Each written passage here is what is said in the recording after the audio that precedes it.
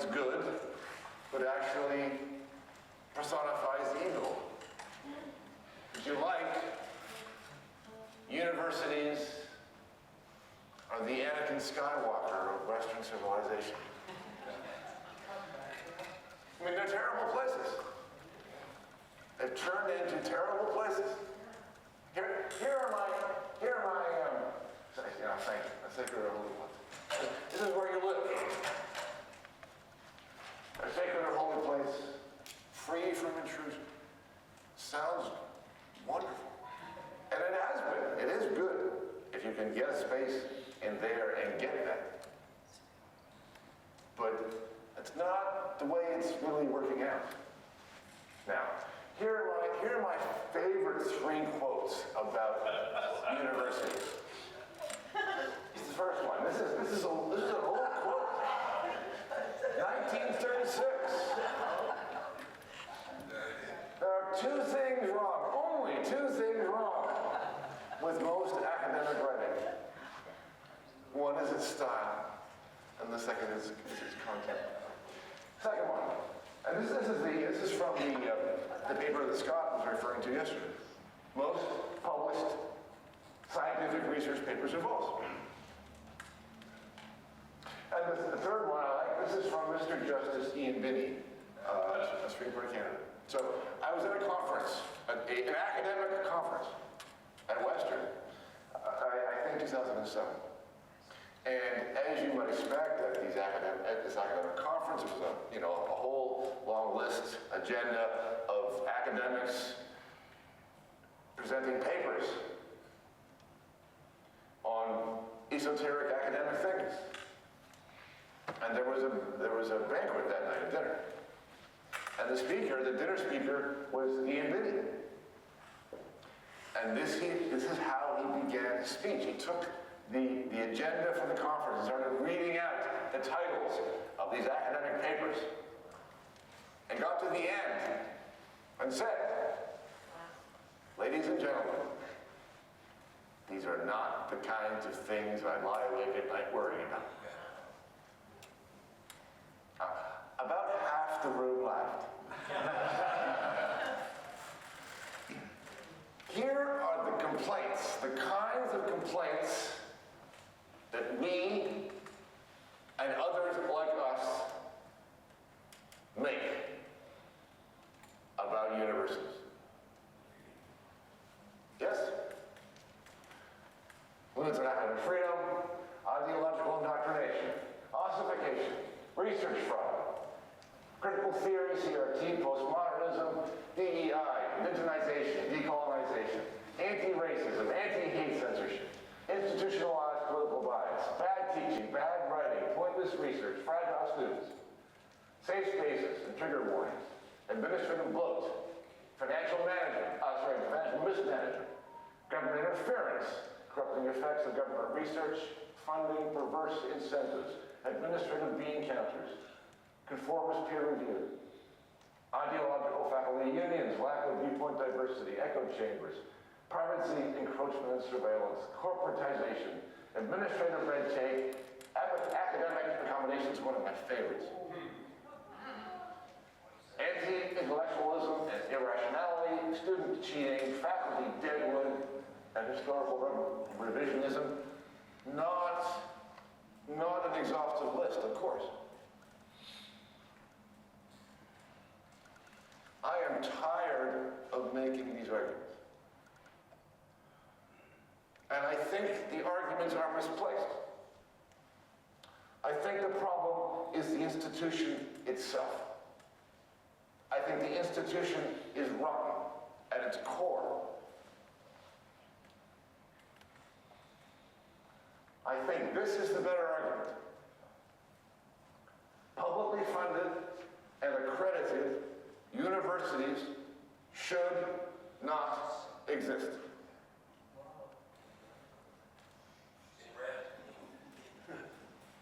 Why? One of the words you heard yesterday from both Amy and from Scott was cartel. Universities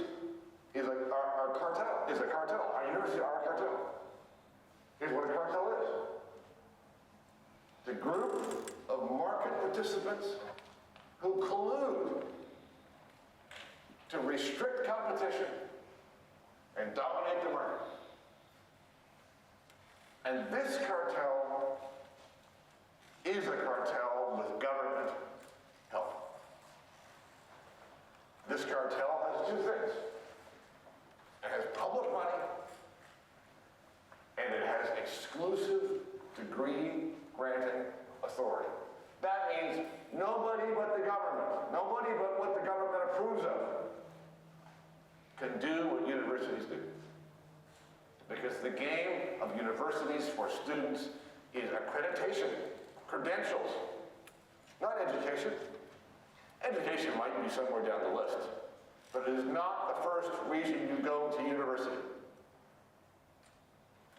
And we in this room value ideas, value research, value information. That is not what the people going to universities value. It's not why they're here. They are here for the piece of paper, first and foremost. There are other reasons too, but that's the first one. If there was no piece of paper, that is the accreditation, they wouldn't be spending tens of thousands of dollars to do this. And it is the government, not the university, who makes that possible.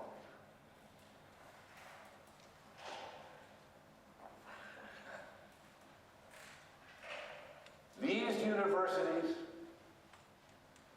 are not even socialist universities. Because a socialist university would do that. Instead, our universities do the opposite. They take from the middle class and they give to the elite. They make cashiers and truck drivers pay for our salaries and the salaries of our administrators, and subsidize the education of people who will become doctors and engineers and lawyers. This is reverse socialism.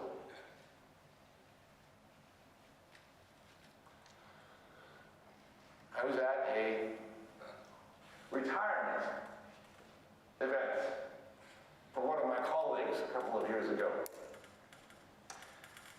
And, we were all gathered around in the faculty lounge, having a muffin, and we were talking about what a great life it is to be an academic. And it is.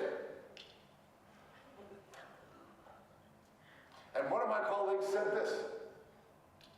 He said, we found the loophole. We don't have to live the same kind of life that most other people have to live.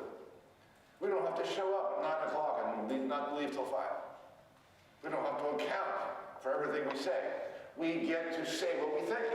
We have protections in our collective agreement that at least suggest that our employer can't control our speech. We get to do interesting things. We get to follow our nose. We have interesting lives. Most people don't have any of that. And our interesting lives are being paid for by the public purse. Universities are a grift.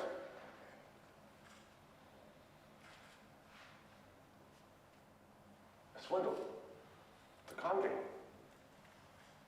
It's a con game committed in the public interest, on the premise that everything we're doing is for the public good, and therefore we're justified in taking money from cashiers and truck drivers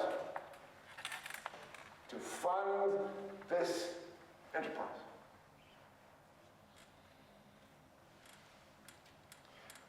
But that is just the start. I mean, this country is full of grift. Universities are not the only one. The country runs on grift. So, not such a big deal. The bigger deal is what universities produce. Here's what universities produce. Now, yeah, they produce engineers and doctors. They do produce the occasional kind of person who does something, like an engineer, like a doctor, maybe an entrepreneur.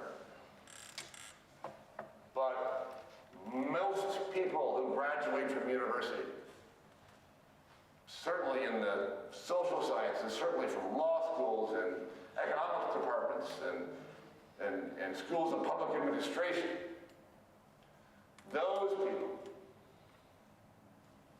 are trained to do policy. And policy is the death of Western civilization. Because after all, what is policy?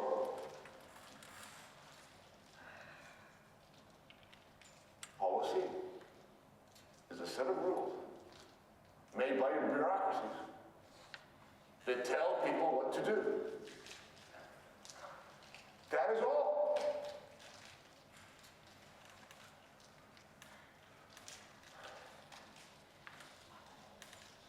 I don't know what Hobbes was referring to specifically, but what he said applies right now to our universities and our civilization. And that Trojan horse, the Trojan horse might seem to be that whole list of things that I mentioned earlier, including the ideology, the DEI, the CRT, all of that stuff. Sure, that's all part and parcel of it. But there's something more basic. And that is the idea of policy. The idea that the job of the elite class in this civilization, their job is to know best and to tell everybody else what to do. Our graduates believe this. They believe they are anointed to know what everybody should do and to tell them that. Because so many of our graduates end up working for the government or working for some kind of agency related to the government, because after all, today, most things don't occur without government approval.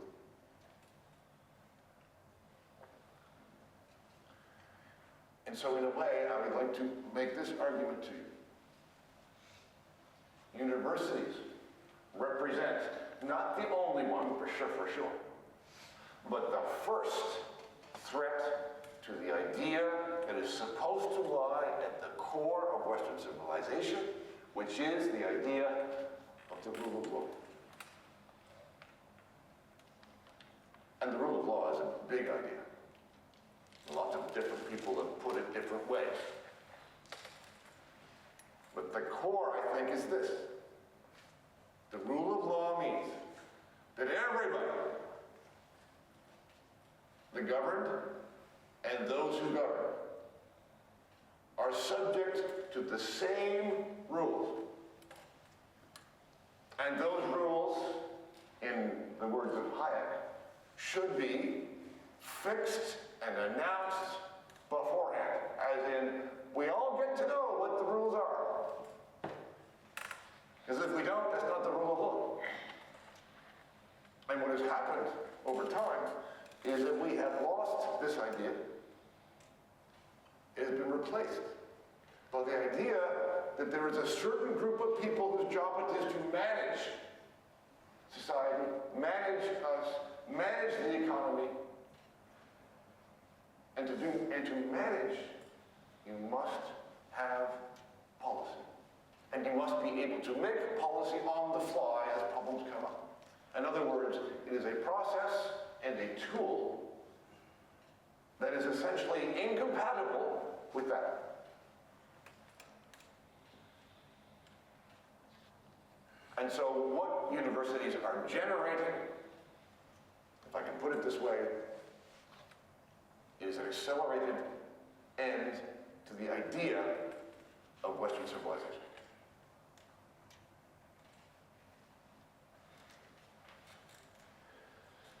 This is O'Sullivan's law. Any organization that is not explicitly right-wing will inevitably become left-wing over time. Now, current environment, the rule of law is now a right-wing idea. And the management of society is the predominant way we do things, it is a left-wing idea.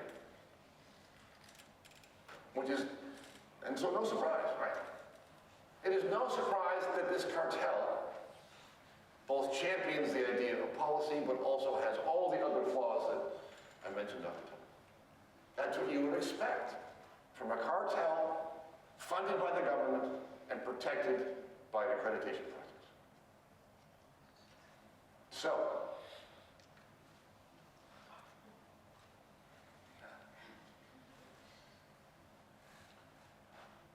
here's my preference. Let's stop trying to fix universities. Stop trying to save them from themselves. Stop trying to reform them. Stop trying to correct them. They should not be corrected. They should not be saved. Metaphorically, and I want to emphasize metaphorically, burn the place down.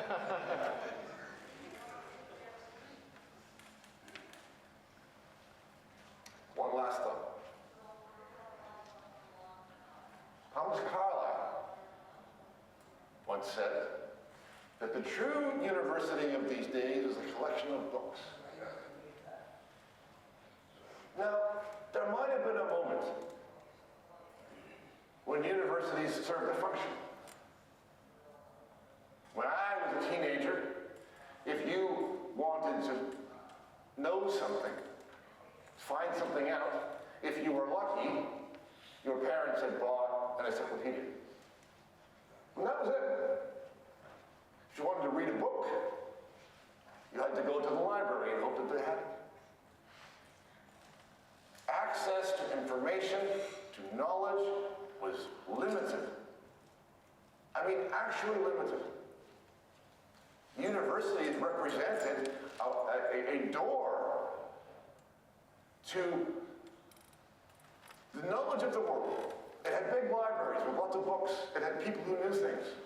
And you had to go there to find out what the world was about. And today, we all have every book ever published and every paper ever written in the palm of our hand.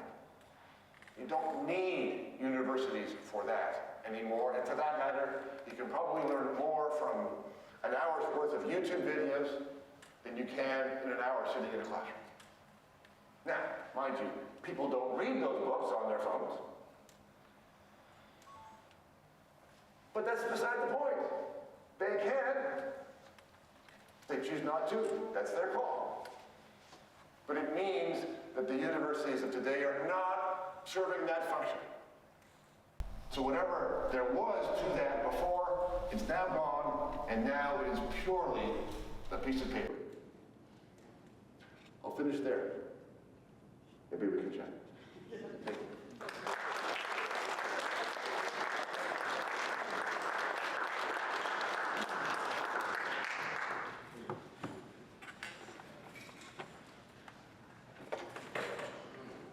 Reading a book is great, Bruce, but talking about the book you've read with someone else who's read that book is even better.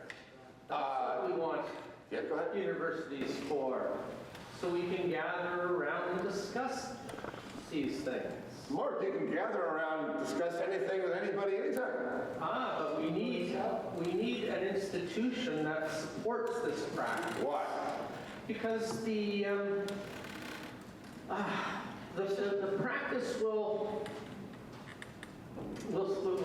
starve for lack of resources unless there is something that credentialing at best. Well, credentialing serves the function of bringing in money, and then the money can be used to fund the institution. The institution can be a small and simple place, a small and simple organization. It doesn't have to be huge. It doesn't have to have a lot of money. But calling up your people and making arrangements to meet in some park or whatever, just isn't going to sustain the endeavor, isn't going to sustain the practice. Here's the problem as I see it. Every organization, every person, every entity that wants to spend public money on its project claims that its project is very important. I didn't say public money, but... Listen, if it's not public money, then fine. Look, if we had a system of private universities, and by private universities I mean the following thing. I mean no public money of any kind, and no special rights to give out qualifications. No government accreditation. You can claim anything you want. You can claim, we have the best scholars in the world. Fine, great. And you get a piece of paper from that school. Fine. As long as the government is not involved and you charge your students, and the university is small, like you described, fine. That is not what I'm complaining about. I'm complaining about the government calling the tune. On his PowerPoint yesterday, Scott had the little quote, "He who pays the piper." He who pays the piper calls the tune. And that is one of the main problems that we are all finding in our institutions. And we don't like the way that this piper is calling this tune. But beware, that thought that this is a good endeavor and therefore deserves public money is the same argument that every single person makes for every single use of public money. Okay? That, in my books, that cannot stand. That makes it a grift.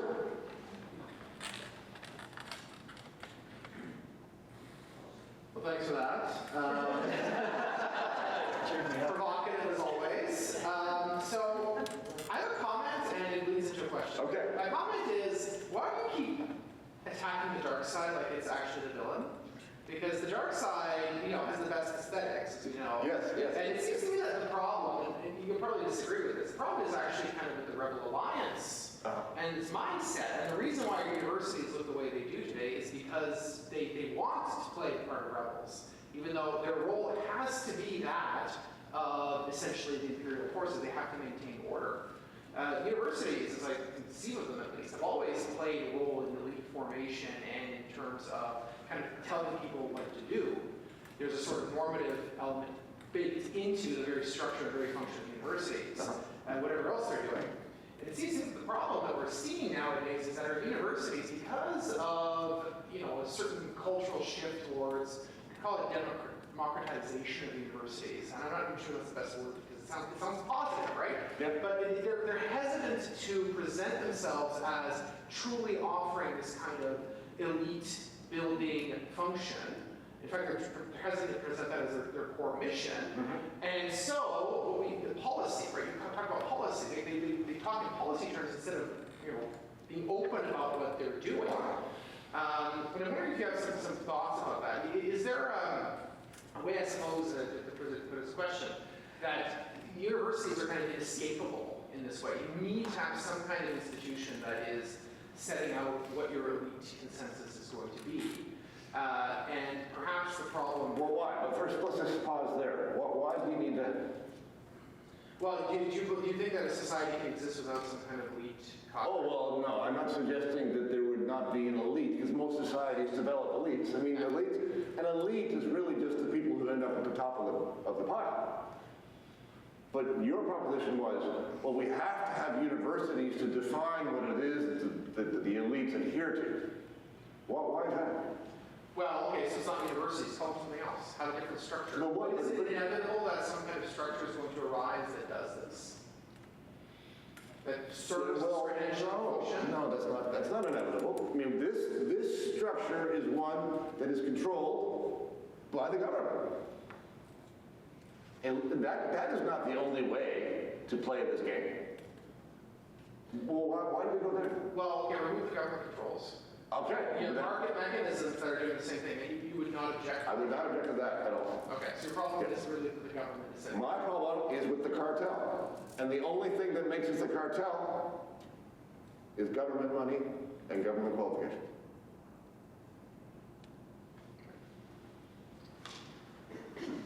Wonderfully provocative speech, enjoyed it enormously. And I have so many questions, I'm a risk of. Okay. And as you just mentioned yourself, the idea of the cartel is at the center of what you're talking about. Okay, so why is the cartel successful? Because it's got something that other people want. I mean, OPEC is successful because everybody needs oil. Right. So they have gone out a lot of money all over the world for a long time.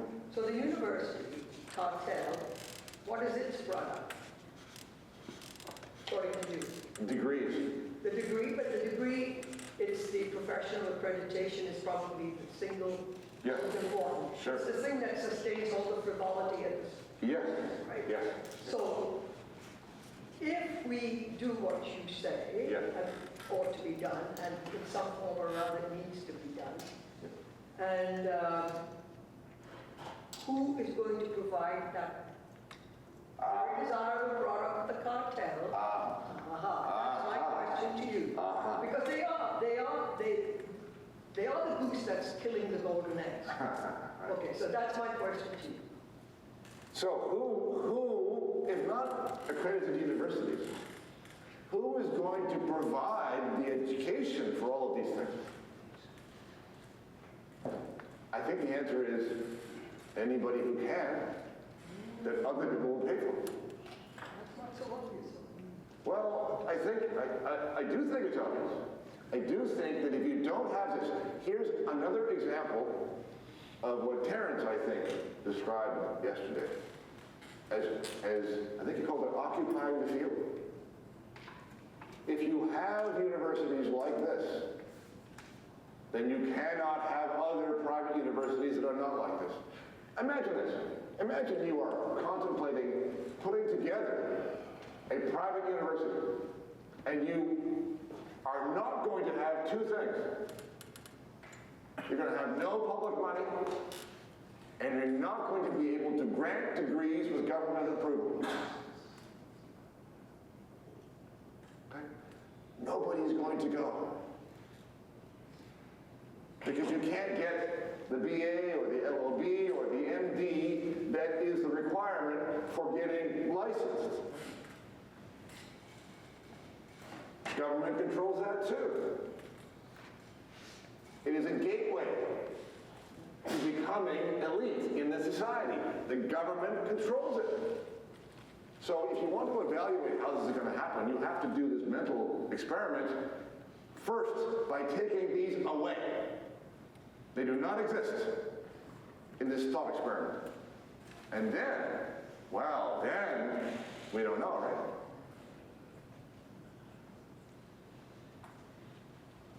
Sorry, I have to come back because here I think we've fallen into the trap we see on our revolutionary university. First burn it down and then we'll think what to do afterwards. Now, I don't believe in that. Okay, tell us what you believe in. Okay, so we have to have a replacement. It is necessary that our people who practice medicine aren't a bunch of charlatans. You mean not like that? No, I didn't say that. I did. Yeah, I know. But maybe now, let's say it's 90% good. I'm just. I wouldn't give you 90%. In law, I would put a much lower. Fair enough. Fair enough. Okay? The thing is, we have to have, there is a function in society, a very important one that needs to be filled. Now, I think Jordan Peterson and his ARC Academy, they're trying. What is the function? It's to provide a genuine education, a genuine exposure to our civilization, our history. I don't think you just mean education. I think you mean this. I think you mean somebody to tell us all what that consists of. In other words, someone to set the standard for what that means. And my response to you is, who? Who besides the government? Who has has the authority to come in and tell everybody, you will learn this. And if you do, then you're okay. Okay, look, let's go back to the professions, because it's easy to argue it from the professions, Okay. right? Okay. And that is, in spite of the charlatanry that's entered out of medical schools where they're teaching gender craft and all of that sort of stuff, they're doing, I couldn't believe it, because I was involved with the Association of Canadian Medical Colleges from very early. Yeah. And what is passing the accreditation standards now? You're making my argument. You're making my argument for me. My hair is falling out when I read the conditions of the opening of this new medical school in Toronto. Yes. It was unbelievable. Yes. But and it's bound to fail. Okay. Well, that's not. See, now hold on. That we cannot make that assumption. When we say that schools like that are bound to fail, you mean something. And other people mean something else. You mean that the graduates are not going to be well equipped to give the highest kind of medical... Exactly. Well, okay, but I agree with you, but that's not the criteria now. The criteria now is whether or not it serves a political purpose, whether or not the graduates get licensed, and all those other things that are poisoning the environment. And so in their terms, that school will not be a failure at all. They will. Because nobody's going to want to go to those. But you won't know who's who. Oh, you know. People do know. Yeah. The diplomas hanging up on the wall when you go to these places. The thing is this, I have to come back to my point. Okay. And that is that a cartel doesn't succeed unless it has a product that the public demands and needs. And the universities in the pub do provide a product that society needs and demands. And if we get rid of them, which... I still don't know what the product is you're talking about. Pardon? I'm not clear on what product it is that you think is essential that they are providing. Supposing we said tomorrow, not one more cent from from the public fund. Yes. What proportion of our university places are going to be filled by students paid for by the government of Qatar? They can carry on functioning the way Colombia and Howard are functioning, right? Sure. Now that would work. Well, hold on. The so-called private universities in the States, the Ivy Leagues, the best private universities in their country, still take public money. Yeah. If they were purely private, and were not accredited by the government, fine, no problem, no argument. That is not the situation. But would we be in a better situation if these institutions were funded in these alternatives? We have to think this through carefully. Oh, but hold on. Okay, this is my last comment. We can talk about carry on later. But here's my last thought. Here's the danger. When we speak in the way of saying, but we have to have a plan. We can't get rid of this before we have that. We are thinking like that. We collectively have no plan. That is policy speak. As though we are all in this together and the government must come on and make sure that things are going to be okay before we make a change. No. This is supposed to be a free country. In free countries, governments don't plan everything. People make their own way by creating their own businesses and offering their own services for their own prices. And then you see what happens.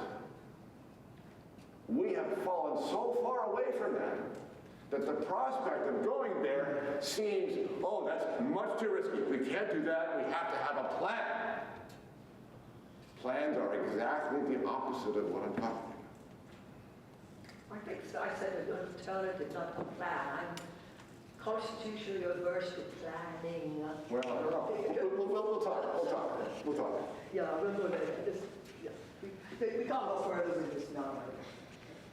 I should say that my name is Susan Cassan, so that you'll know who to be annoyed at or who to recruit for your madcap scheme. Either one is welcome. And I have to say that I have now spent 2 terrifying days because I'm absolutely 100% on board with both the presentation that Amy Wax gave last night and what you have stated today. And I'm just as nervous as Eva about if we tear it all down, you know, what are we going to end up with? But here's the problem both have pointed out, and that is that what we have done in our society is to destroy the value of these institutions so totally that there is no redemption. For instance, I'm very much with your comment about universities being a place where people can get together and talk about ideas and literature, not just professions, not just grade schools, but universities aren't that place anymore. Like, students get sanctioned if they say the wrong things. Professors can't do anything. They can't even show a picture in class after warning people, hey, we're going to show a picture of Muhammad today, so if it's going to bother you, stay out.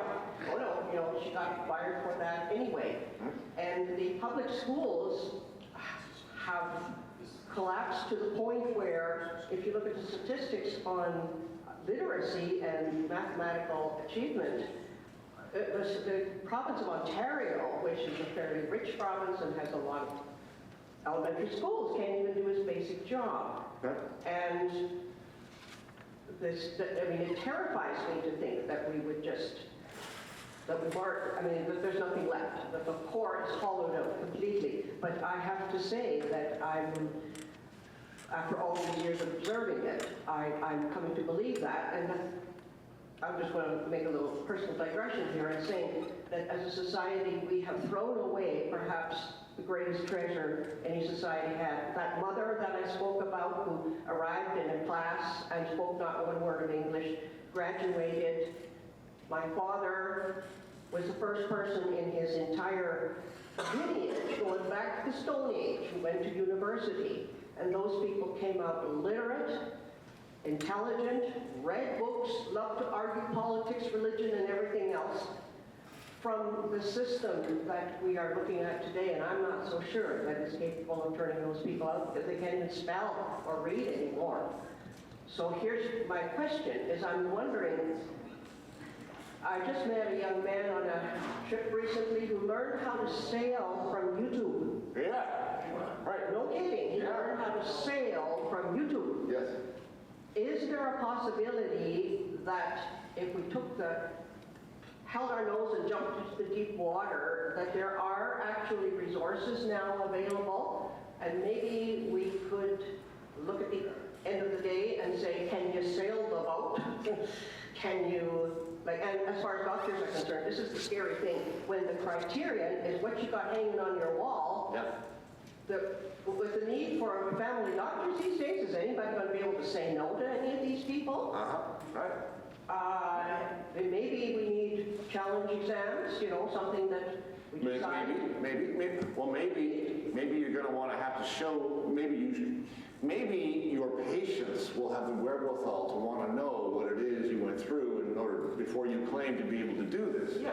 Absolutely. But what that does is put much more responsibility on the shoulder of the patient. Yes. To evaluate their own situation, their own doctor, and their qualifications. Like, we have slipped into a world in which we are assuming the government's doing it all for us. You know, if your doctor has a thing on the wall, and don't worry about it, everything is fine. Yeah. And everything is not fine. Yeah. And so anything that we disrupt in order to shake that faith is probably a good thing, in my book. Thank you. Evocative talk as always. You're far more of a nerd than I thought you were. I'm impressed. I want to explore a couple of things. I mean, if I'm understanding you right, you want to basically call for a period of creative destruction that does away with our universities. I think that's fair. And I think you are looking for a template in which things become much more decentralized. There is no central plan, but there are people on the ground who these things through. Now, I'd like to see more from you than that in future. I mean, this is, Bruce Party 4 years ago could have given that talk, I think. Fair. And, what I'd like to know is, all right, let's say we have that period of creative destruction. Are we really going to end up with something better? And the reason I say this is, I remember back in the 90s, the internet was coming in. We were going to have this beautiful anarchy in which all knowledge was shared for free and stuff. It didn't turn out that way. The corporate sector came in and dominated everything. So my question to you is, why wouldn't the same thing happen with the university sector? That it were to go by, instead, this is a $500 billion space. Yeah. It's not going to be left to, Google's going to come in, or Facebook, or whatever Chinese counterparts. Likely they're going to want to create an education space that is scaled, where we have the best Bruce teacher in a given country, as opposed to one in the University of Lincoln in Nebraska or whatever else. So there's going to be a lot less spent on teaching. It's probably going to be available for half the price. Yep. Is that really better? And I ask this because, do I really want to trust the Mark Zuckerbergs to determine their education policy, or the Jeff Bezos, or whatever else? And would there really be enough room for that small synagogue somewhere to create its own school of higher education where you could create a set of challenging exams? Right. I think the basic answer to this question is, I don't know. That's the point. What you get after disruption, who knows? But I think there's a danger in wanting to precisely an answer to that question. Right. So if you let's try a technological analogy. Let's say someone's proposing to do away with Bell Canada. Government monopoly used to be. And somebody said, well, yeah, okay, but what's going to replace it? I want to know what's going to replace it first before we get rid of it. Okay? You're asking someone to figure out that the iPhone's going to be invented. Okay? Nobody knows that. But the fact of the matter is, this model is broken. It's out of date. It's not necessary. Doesn't work. This is the model. This is the factory. This is the model that Alvin Toffler called the factory model of education. You bring people in, you put them in a classroom, you close the door, you have one teacher, they sit in rows, and they do what they're told. They're taught to show up on time, to be obedient, and to do rote repetitive tasks. That's still the model, even at university. People sit in classrooms and take notes from the PowerPoint, and they get exams to describe what it is that they're doing. Okay? You don't need to do that anymore. It's out of date. Now, what's going to replace it? God, I wish I knew. If I knew, I would build it, and then try and get intellectual property over it. But something's going to come, and maybe more than one thing. And I don't know where it's going to come from. I don't know who's going to own it. But there's going to be something that makes more sense than this. And hopefully, it will be without the government requiring it of all of it. Thank you very much, Bruce. I felt a bit skeptical when you were talking at first, but I'm coming around, I think, because I think we are really failing our students in universities. I think if you review, for example, high school curriculums from a century ago, the Daily Mail, it was probably a couple decades ago now, published a grade 8 exam for history in their paper from like 1912 or whenever, maybe it's 1900s, and it was basically university level type of stuff. Say something significant about every monarch from 1066 to Queen Victoria. It was such a higher level than what we often even ask of university students, and certainly more than grade 8 or grade 12. So I think we are failing. But I wonder if, as a solution to my skepticism and skepticism of many people is if we have the government credential results rather than process, that... Results, so tell us what you mean. Well, for example, with, let's say law school, for instance, you have to go through and get a law degree in order to practice law. Yes. Why don't we do away with law degrees entirely and have a articling exam that can be open to everyone? Yes, yes, yes. And- In some states, they have that. Yeah, and do that. I'm not sure if medicine would be as easy a fit that you do with accounting or with any type of professional designation, where people could just go, if there would be a government exam done with, let's say, there would be... A government exam is the problem. A government exam. And always back to the government. I understand where you're coming from. There needs to be some association that is set apart as... Well, here's another possibility. If you took the government out of it, the one thing that might arise, and it's only a might, is you might get competing credentialing organizations saying, well, our graduates have to satisfy these things.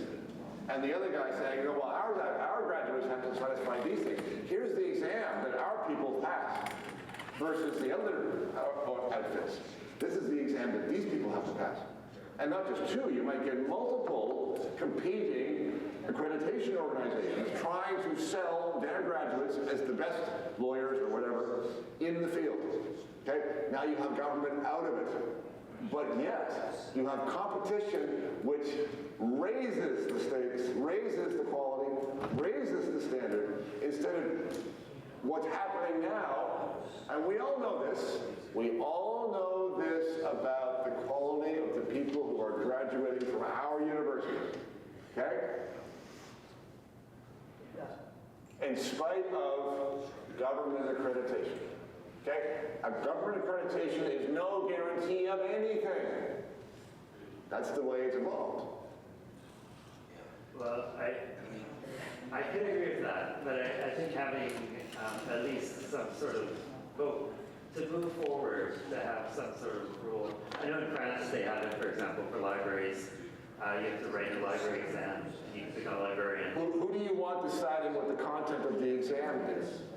But I think ideally it would be... Ideally? How are you going to control it? It'd be professionals in the field that would... But the professionals of the field are the ones controlling the dumpster fire now.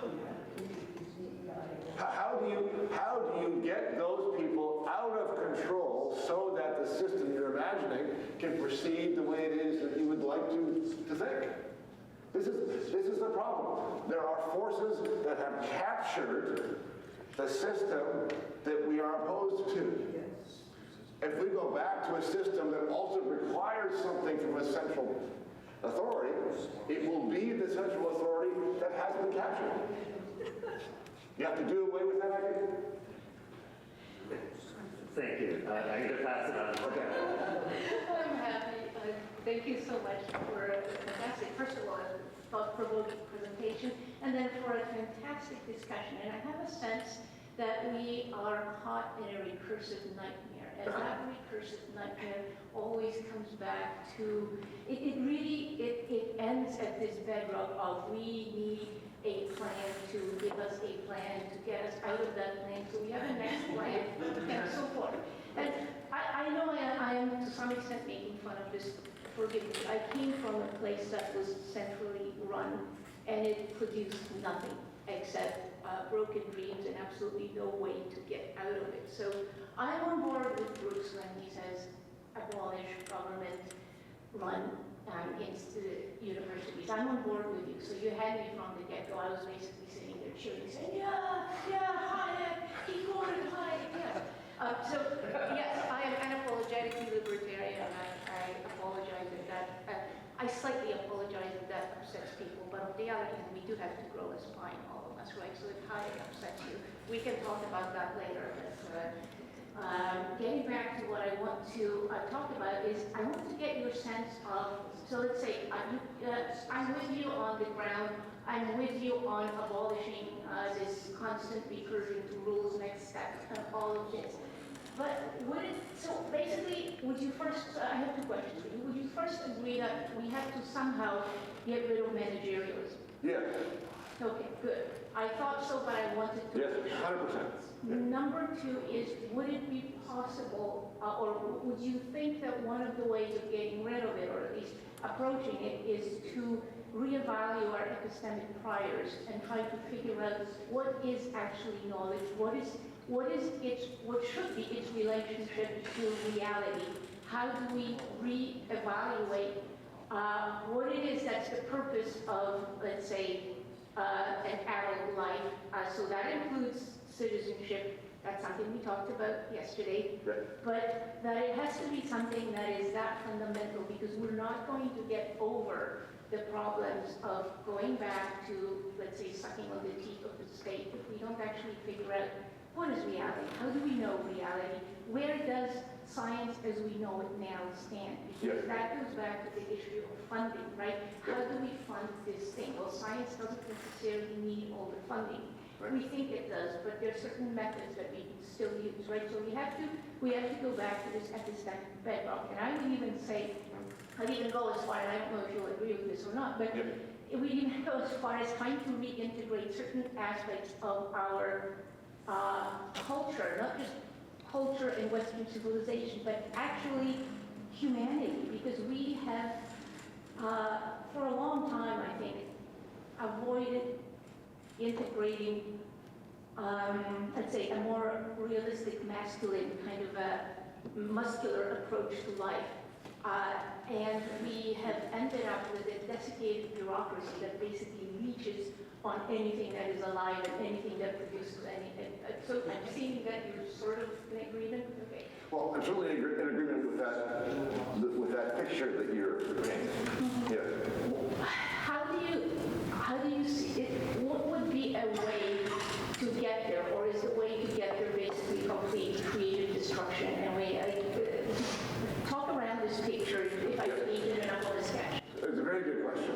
And my inclination, the short answer is creative destruction, all the way down. But your question, I think, is touching on the tension in the two philosophical persuasions that are both opposed to the cartel, but have quite a different vision about how to proceed. And the difference between them is that one is creative destruction, and the second is a different collective vision. Right? Yes, different. A different collective vision. Now these two philosophies are diametrically opposed to each other. Absolutely. Right? If I can put labels on them, if I can put labels on them, and I don't want to, I'm not a fan of labels, but the labels are, you're talking about the libertarians and the conservatives. For example, Right? The conservatives are convinced that the culture needs a collective vision in the kinds of terms you're talking about. And the libertarians say collective decisions are out. You decide for yourself. It is the collective idea that has got us to this. Right? I would actually, if I may, slight, so I agree with what you're saying, but what I would like to say that libertarians have something else beyond the individual vision, and that also comes out of Hayek, but it also comes out of the non-libertarian libertarians like Jane Jacobs. I have here somebody who can help me. I'm a big fan of Jane Jacobs. Yes, because we're talking about, and I know, Scott, you're going to be upset with me for using the word emergence. Please forgive me, but the problem is that when you have individuals acting as, let's say, there's a word that Scott and I, used very well yesterday. Scott, can you help me? What is that word? What is it that individuals do? They have intention, right? Intentionality. Yes. So, so individuals have intentionality. Yes. And when you have a lot of individuals with intentionality, sometimes spontaneous orders arise. Yes. So what we're looking for is not even just lack of order. So those of us who are afraid of this libertarian utopia, it doesn't end at the atomized individual. It doesn't end at chaos. It doesn't, right? exactly, Right. because there is the possibility of this spontaneous order, and ideally, and you're right, there's intention, and right now there's a huge unacknowledged tension. It's not even that it's unresolved, it's unacknowledged, and we do everything in our might to not have tension. Agreed. Okay, so, I'm sorry, I've spoken for too long, my apologies. We can talk about this later, but at least I have a sense that that's more or less where you're going, and thank you so much Thank for you. being there. Thank you. Can I just mention briefly, we have to break for lunch in about 5 minutes. I'm wondering if the last two questioners could just have very concise questions, and then we'll head down for lunch in 2 minutes. So I never imagined as an economist I have to defend myself in 2 days. I've been doing policy for 50 years. One of the problems we have here is we actually don't have to think about killing everything and then what do we replace. It all happens, the creative destruction happens in small ways. So imagine we wanted to create a university. We could do it right here with everybody in the room. We say we are going to prepare a course for university students on critical thinking. And what we're going to do is we're going to do it through Zoom, and we're going to very take on various subjects, and the students will come together for 2 weeks in the summer where we will have a whole series of debates. They'll prepare something from which they'll get a letter from SAFES to say, you have actually completed this course. That is the beginning of an accreditation that is free-flowing, in the sense it's from the ground up. So what you do when you have a cartel, cartels are broken by innovation and technology. The OPEC was broken by shale oil. That's what killed it. Right? So now we're talking about the accreditation of something like medical. Well, increasingly what we're seeing is individuals prepared to take risks with surgical. In Puerto Vallarta, where I used to go a lot, there are medical tourism building up around hospitals where people are buying various condos specifically so people can go for the hip replacement and sit on the beach having margaritas while they recover. Canadians are prepared to take that risk. And we have increasing numbers of private surgical operations doing a variety of relatively minor surgical techniques. What if those people basically did apprenticeships? And those apprentices then became accredited. If individuals are prepared to take the risk to have an apprentice do that surgical procedure, you are now blowing open that monopoly. You're not going to get the government to give it up, and you're not going to get the individuals to give it up en masse. But if you have an innovation that breaks it open, that is the beginning. I agree. I agree. I agree. I agree. And so the example that springs to mind from your description, one of my favorites is the taxi cartel and Uber, right? The Uber technology is the thing that broke the taxi cartel. But the taxi cartel, like the university cartel, was held together by a government licensing. Yes. Right? And so it depends upon how tightly the government holds on to the cartel that they have invested their interest in. They let, well, the taxi still exists, but Uber is operating alongside them. This might be a more difficult take because... Well, you know, but the whole idea is the original way in which people got accreditations. They would study with a teacher, a philosopher, Aristotle, and then would go out on their own. Yeah, Hang up. exactly. Why don't we do it here? I don't disagree. Great. I'm very sympathetic to the project of destroying the university, because I live with it every day from within, and it's rotten. But I think, to me, the best approach to doing that is to do a process of decomposition. Ask yourself, what is it that the university does? Yes. And I think it has various functions, and they're quite disparate. So one of them is to train people in highly technical subjects that require real knowledge and real competence to run our very complex technological society and run it well, which of course is happening less and less for various reasons. The second is to engage in a process of cultural transmission, so historians, and to expand our knowledge of the world around us, right? And that doesn't necessarily have a concrete product that can be measured. That is very difficult. The third, which intersects with the first, is to serve as society's HR department. I mean, there is no bigger, more important HR department than Harvard University. All of these entities have all voted the job of picking not just the best and the brightest, but a la Brian Kaplan, smart people who are also house trained and will, do what they're supposed to do, be reliable, show up, are conscientious, blah, blah, blah. Yeah. Okay. So I guess in destroying the university with the question of what's going to replace it, like what do we do now until the doctor comes, as Dr. Spock says, we have to go through those functions and say, what can we use to substitute for those functions?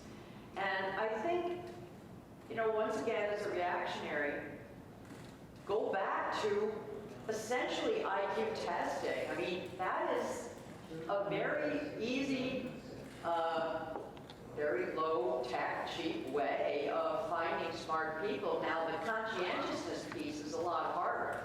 Brian Kaplan says, well, the willingness to sit and be bored for 4 years and get your degree is actually a great signaling device. Yeah.